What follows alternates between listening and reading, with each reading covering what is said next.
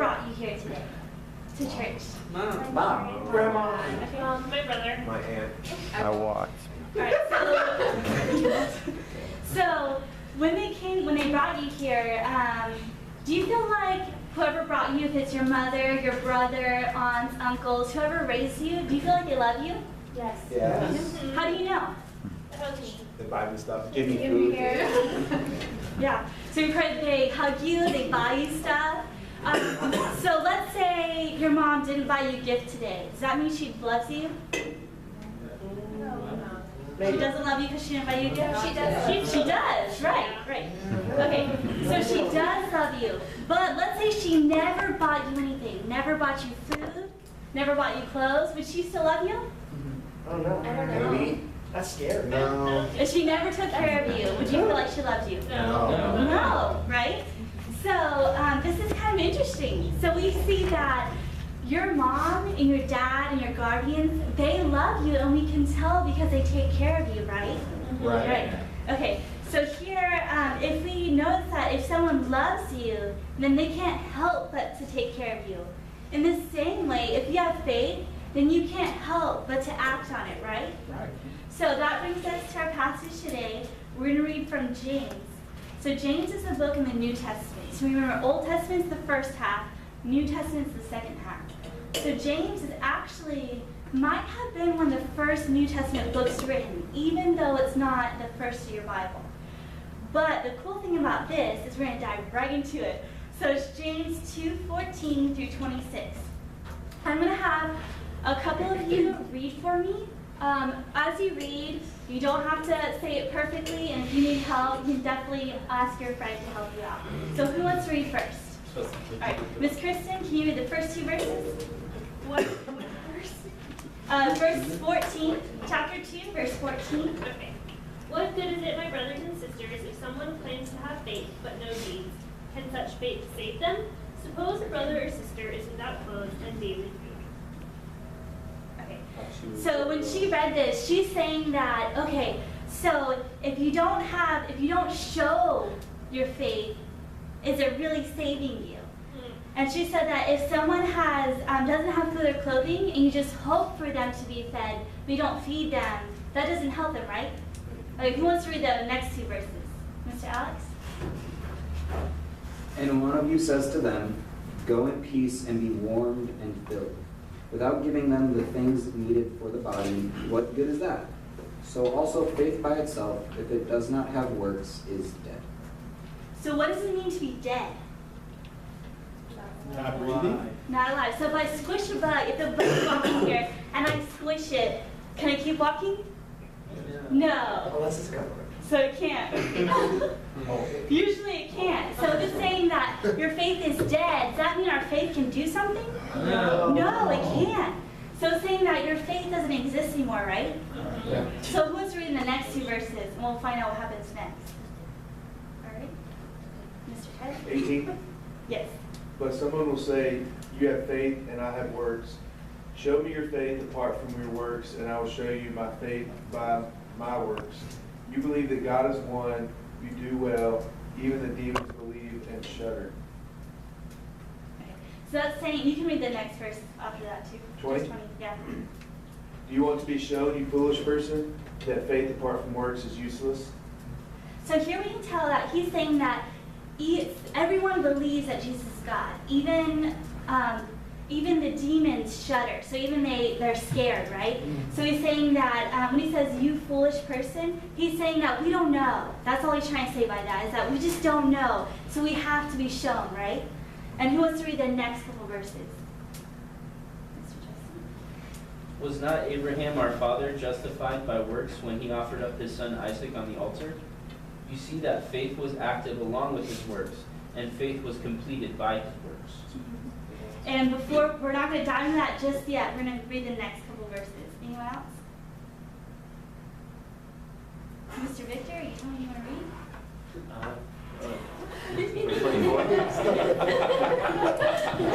You see that a man is justified by works and not by faith alone. And in the same way, wasn't Rahab the prostitute also justified by works when she received the messengers and sent them out by a different route? For just as the body without the spirit is dead, so also faith without works is dead. So we keep hearing one word over and over again. Well, we hear three over and over again. Who can tell me what those are? Faith. Faith, Dead. dead, and Works. works. That's correct. So faith without works is dead. Is what we keep hearing over and over again. But I really want to concentrate on the last two examples there. Concentrate means that we want to focus in on those. So in those last two parts, we hear about two people. Who knows what they were or who they were? Rahab the prostitute. Rahab, and who else? Abraham, correct. So what we're going to do, we have a little activity to kind of understand them a little bit more. So I need two helpers to help me pass these out. Two helpers, Miss Marlene and Mr. James. So Miss Marlene, she's going to pass out a pack of sticky notes to you. And Mr. James is going to pass out a color, but hopefully a darker one. So when you have your materials, please hold on to them. And with our markers, we don't draw on our neighbors with them, we only draw on paper.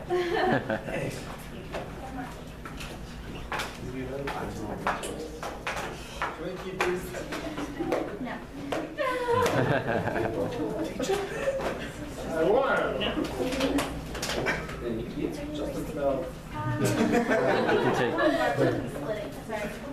You can use. Oh, yes. Yeah, we can James, share the it. yellow one.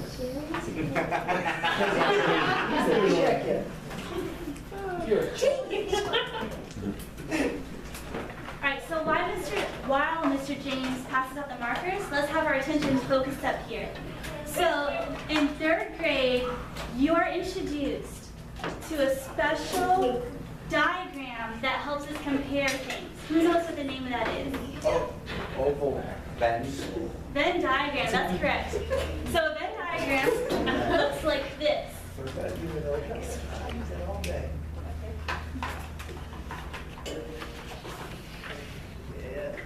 So Venn diagram has two giant circles, and in the middle, we put things that we have in common, and at the edges, we have put things that we don't have in common, things that are different, right? So in the two people, we have Rahab, and we have Abraham. So we're going to turn quickly to Genesis 15, 1 through 6. So, thank you. So Genesis 15, 1 through 6, whoever my fastest reader can go, can read those out. Genesis 15, 1 through 6. After this, Abram had a vision and heard the Lord say to him, "Do not be afraid, Abram. I will shield you from danger and give you a great reward." Keep reading. But Abram answered, "Sovereign Lord, what good will your reward do me, since I have no children? My only heir is Eleazar of Damascus. You've given me no children, and one of my slaves will inherit my property." Then he heard the Lord speaking to him again. "The slave Eleazar will not inherit your property. Your own son will be your heir." The Lord took him outside and said, "Look at the sky. Try to count the stars. You will have as many descendants as that."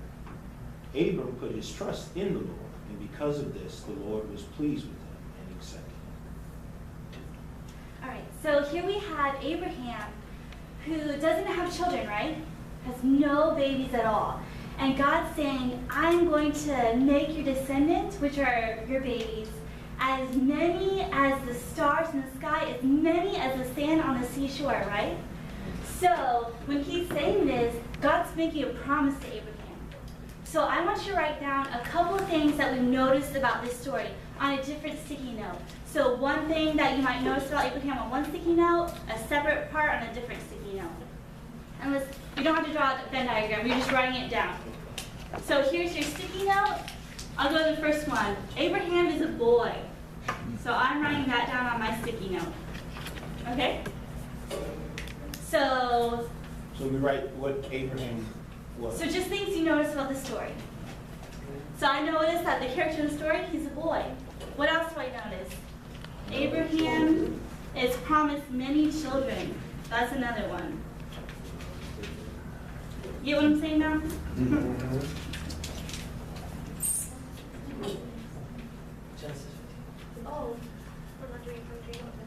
Okay. Now, who can tell me one thing they've written on their sticky note? Abraham had no kids. Had no kids. Okay, let's put it up over here on the side of Abe. You can put it up here. It's just so it's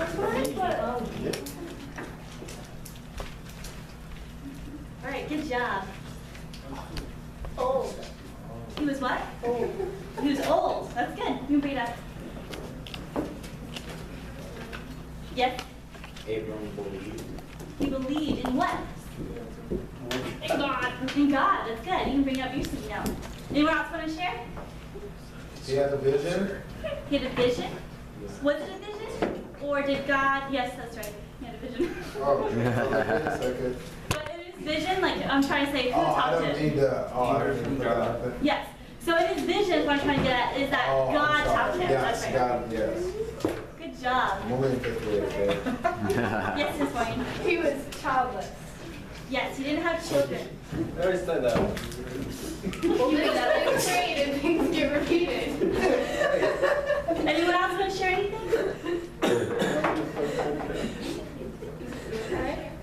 So, who remembers something more from his story beyond this? That his child's name was Isaac. And what did God ask? Did God ask to give his child back? Yes. So that's another thing we can write down. Okay. And someone can write it down and stick it up here. And then after the promise happened, what did he call Abraham? What did we call him? Father of? Many nations. Father. That's good. Father of our Faith. faith. Right. So he's called the father of our faith. You said put it up? Yes. You can't put that up. You didn't come up with that. No, I was putting up the other one. Petty. Good job.